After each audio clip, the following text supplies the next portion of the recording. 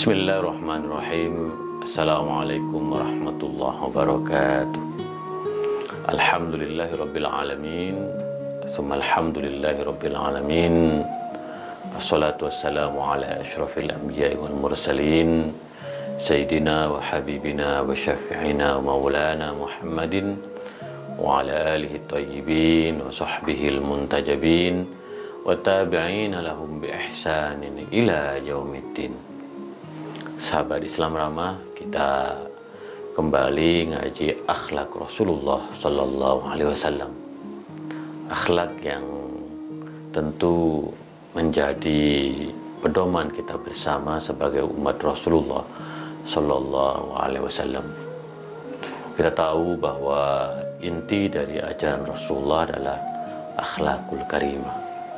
Sungguh merugi bagi kita sebagai umatnya baginda Nabi Sallallahu Alaihi Wasallam, tetapi tidak pernah memahami apalagi mengamalkan akhlaknya.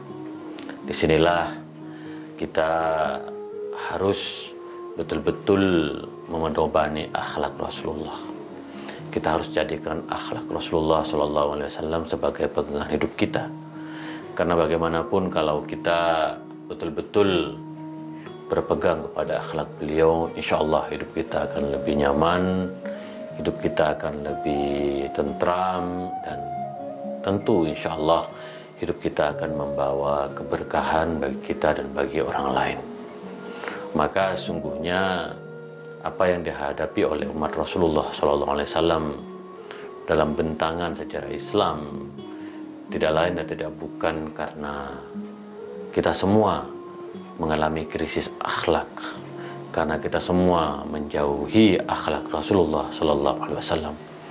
Oleh karena itu, marilah kita senantiasa membaca, mengaji, memahami dan mengamalkan akhlak Rasulullah Sallallahu Alaihi Wasallam. Sahabat Islam Ramah, ngaji akhlak Rasulullah pada episode kali ini yaitu tentang menjadi muslim yang dermawan dan toleran. Nah, kita tahu bahwa menjadi seorang muslim tidak hanya cukup dengan kalimat syahadat, tidak hanya cukup dengan mengimani pilar-pilar keimanan di dalam Islam dan mengamalkan rukun-rukun Islam dan ihsan itu saja, tetapi yang terpenting dari itu adalah bagaimana keberislaman kita mempunyai dampak yang nyata dalam kehidupan sehari-hari.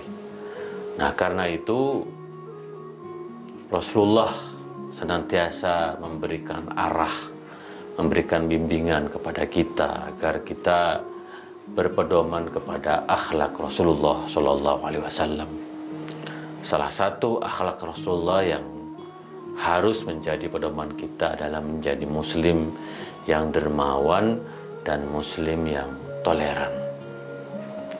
Di dalam hadisnya Rasulullah bersabda, khuluqani yuhibbuhumallah wa khuluqani yubghiduhumallah. Ada dua akhlak yang dicintai oleh Allah dan ada dua akhlak yang dibenci oleh Allah. Tentu kita sebagai muslim akan mencari, akan mempelajari akhlak-akhlak yang dicintai oleh Allah Subhanahu wa ta'ala. Tentu akhlak-akhlak yang diamalkan, diteladankan oleh baginda Rasulullah Sallallahu Alaihi Wasallam. Fa ammal ladzani yuhibbuhumallah fasakha wasamahah. Dua hal yang dicintai oleh Allah adalah as-sakha, kedermawanan. Maka ini tanggung jawab kita sebagai seorang muslim, lebih-lebih di tengah pandemi yang beberapa bulan terakhir kita hadapi bersama. Betapa pandemi ini mengajak kita untuk senantiasa menjadikan kedermawanan sebagai elan hidup. Sungguh kita patut berbangga karena di tengah pandemi ini muncul satu kesadaran gotong royong, kedermawanan, welas asih yang sangat luar biasa. Kita banyak melihat betapa orang-orang muslim terketuk hatinya. Bahkan ada seseorang yang secara ekonomi tidak termasuk orang yang the have, orang yang berpunya, orang konglomerat, tapi orang yang biasa-biasa saja. Tetapi dalam dirinya muncul asakha, kedermawanan yang sangat luar biasa. Sehingga di depan rumahnya dia menyediakan makanan-makanan yang bisa disantap oleh orang-orang yang tidak mampu, orang-orang yang lemah, orang-orang papa yang terdampak dari pandemi COVID-19. Nah, disinilah sebenarnya asakha, kedermawanan ini betul-betul membangkitkan harapan dan kebersamaan kita. Tentu melahirkan satu kebanggaan kita sebagai muslim bahwa ruh asakha, yaitu kedermawanan ini, betul-betul menjadi akhlak dan laku dari kehidupan kita. Maka kalau kedermawanan itu tumbuh, berkembang dengan subur, maka yang akan lahir adalah keadilan sosial, di mana orang-orang yang tidak mampu mendapatkan uluran tangan dari orang-orang yang mampu. Jadi kedermawanan adalah akhlak yang sangat dicintai oleh Allah dan diamalkan oleh Rasulullah SAW. Nah, yang kedua wassamahah, yaitu setelah kita dermawan membantu orang-orang yang tidak mampu, maka yang kedua adalah as-samahah, yaitu toleransi. Maka toleransi harus menjadi satu laku, satu akhlak dari kita sebagai muslim. Alhamdulillah, kita sebagai bangsa mempunyai satu semboyan Bhinneka Tunggal Ika. Berbeda-beda, beragam, tapi tetap satu dalam ikatan keindonesiaan. Bayangkan Islam datang ke Indonesia dengan cara-cara damai, dan dakwah-dakwah Islam juga disampaikan dengan cara-cara damai yang toleran. Apa yang terjadi? Yang terjadi adalah transformasi keagamaan yang membangkitkan harapan. Tentu disinilah kemudian Indonesia menjadi salah satu tanah harapan. Karena dengan Pancasila yang menjadi dasar negara, kita sebagai bangsa betul-betul penuh toleransi dan kedamaian.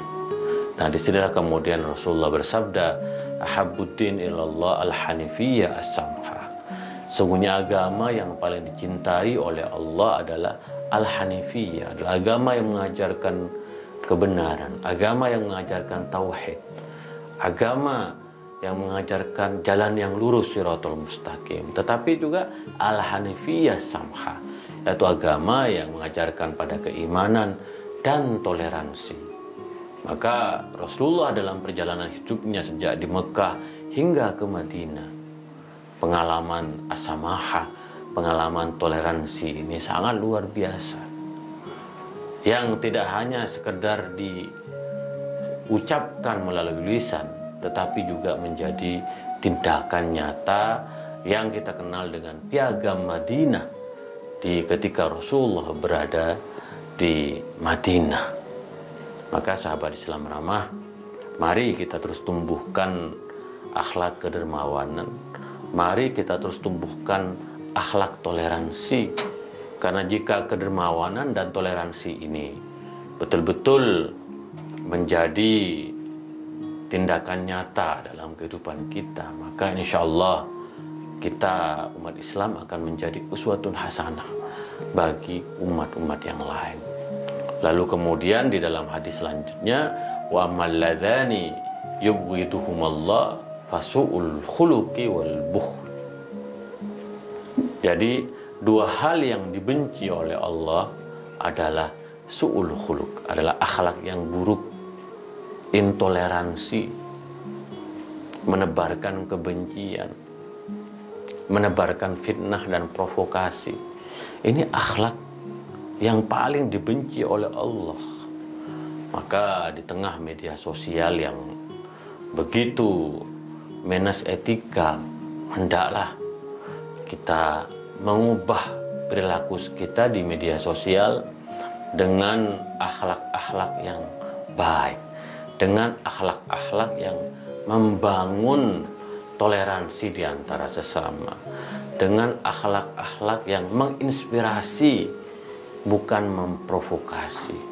Nah, selain su'ul khuluq, akhlak yang buruk yang dibenci oleh Allah adalah al-bukhul. Ini lawan dari kedermawanan, yaitu kebakhilan, kekikiran. Maka malulah kita sebagai umat Islam kalau kita kikir, kalau kita bakhil. Salah satu ciri dari seorang muslim yang dicintai oleh Allah dan betul-betul berpedoman kepada akhlak Rasulullah adalah as-sakha, adalah kedermawanan. Di dalam hadis selanjutnya, wa idza aradallahu bi'abdin khairan ista'malahu ala qada'i hawaijin nas. Dan ketika Allah menghendaki kebaikan kepada seorang hamba, maka Allah akan memperlakukannya untuk memenuhi kebutuhan-kebutuhan manusia. Artinya bahwa kita tidak boleh individualis.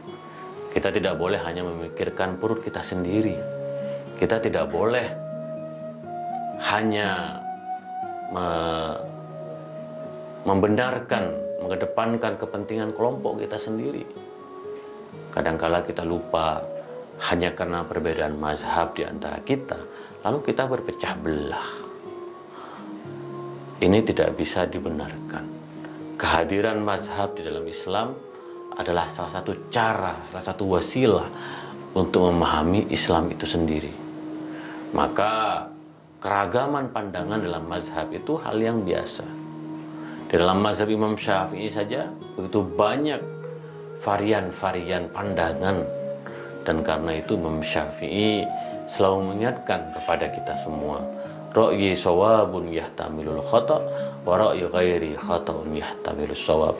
Pendapat saya benar tapi mungkin saja salah, pendapat orang lain salah tapi mungkin saja benar. Imam Syafi'i saja menggarisbawahi bahwa pandangannya benar tapi mungkin saja salah. Masih ada ruang di mana kesalahan dalam pandangan kita.